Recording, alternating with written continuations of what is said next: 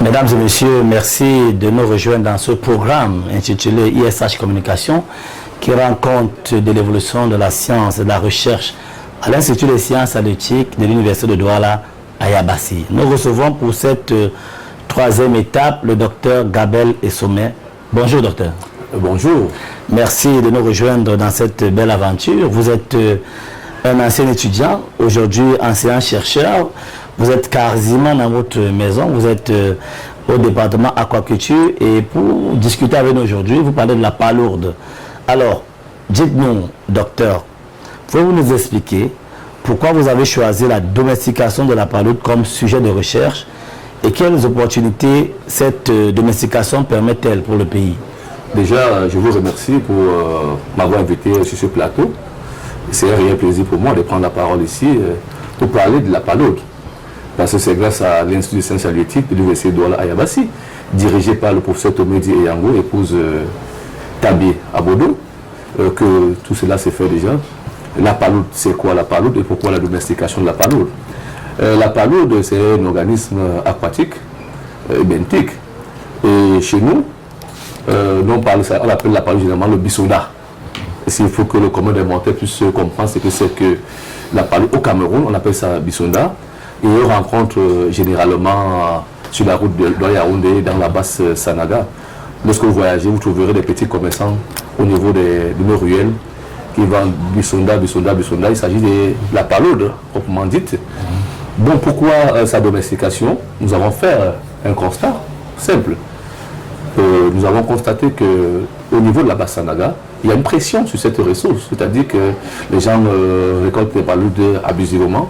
Et parallèlement, dans le bassin versant du Vorinkam, dans l'arrondissement de Yabassi, dans le département du Kam, et là, la région littorale également, nous avons cette espèce qui est présente, qui est non exploitée déjà. Et ce parallèle nous a amené à dire, tiens, si on fait la domestication, on peut pérenniser cette espèce pour les générations futures. C'est pourquoi le professeur Tomedi Eyango Minette, qui a dirigé cette thèse, nous avons discuté, nous avons été question de travailler sur la domestication de la palourde. Et nous avons eu des informations au niveau des locaux, au niveau de Mwanko et Malimba, sur les captures et la pression sur cette espèce qui est présente là depuis des décennies, qui fait la fierté de cette zone. Oui, vous embrayez naturellement sur une question qui arrive, la question de la méthode. Quelles sont les méthodes et les techniques qui ont été employées dans le cadre de votre recherche? Bon, en parlant de la méthode et des techniques, ce sont des méthodes simples. La présence des paloudes au niveau du bassin versant du Kamvouri, il fallait également faire identifier ces différentes espèces. Est-ce que nous avons en présence la même espèce? Scientifiquement, on ne peut pas prouver ça tout simplement. Il faut faire des études scientifiques pour montrer la présence ou l'absence de la même espèce, raison pour laquelle nous sommes déployés dans la zone de Manko Malimba, dans la Bassanaga. Nous avons récolté des échantillons Nous avons également récolté les mêmes échantillons dans le bassin versant Nkamvore. Nous avons fait une étude scientifique pour montrer que c'est la même espèce. Et les résultats vont montrer que c'est la même espèce, donc on peut la domestiquer pour que demain après demain, si cette ressource est menacée dans notre milieu, on peut également repeupler le milieu pour pérenniser cette espèce. Oui, en quoi votre recherche autour de la domestication de la palourde est-elle pertinente et disons le bénéfique pour les communautés locales et effectivement aussi pour les écosystèmes marins du Cameroun? Bon, je dirais ici c'est un intérêt. Et l'intérêt, si on prend au niveau local, au niveau national même, l'utilisation des coquilles, au niveau de l'industrie animale, lorsqu'on utilise la coquille d'escargot comme source de calcium, on utilise également les mêmes coquilles dans l'industrie des bijouteries, c'est-à-dire on utilise comme les pendatifs et autres pour les bijoux, c'est-à-dire les boucles à oreilles et comme ça, c'est peut-être une source de revenus, de masse financière pour la communauté locale et pour le Cameroun en général. Nous, si on voit l'industrie alimentaire également, on voit, on exploite la palourde pour sa chair. Vous allez voir, on utilise ça comme pour forme braisée, c'est-à-dire des brochettes qu'on vend dans la ville de Douala et on exporte de cette palourde. Où la demande est supérieure à l'offre. D'où également l'intérêt, on retrouve l'intérêt également de cette domestication. Si nous revenons également au niveau de l'écologie, l'intérêt écologique de cette palourde, nous allons voir également, c'est un indicateur pour la pollution.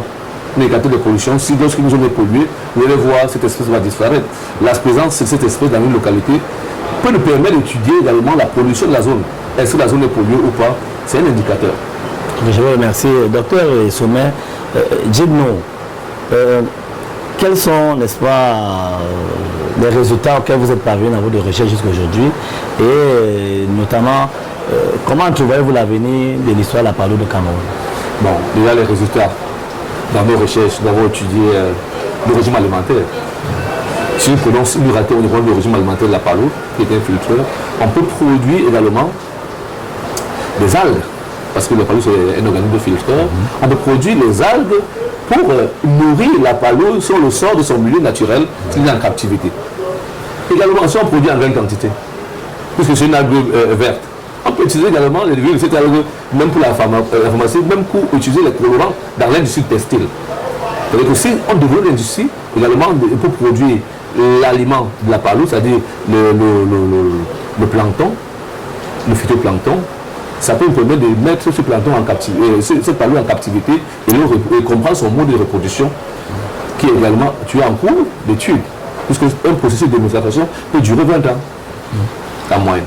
Alors vous êtes un vieux produit maintenant, même si vous êtes jeune, de l'ISH, l'Institut des sciences halieutiques, où se déroule de manière dynamique la recherche. Quelle lecture faites-vous de la recherche à l'ISH?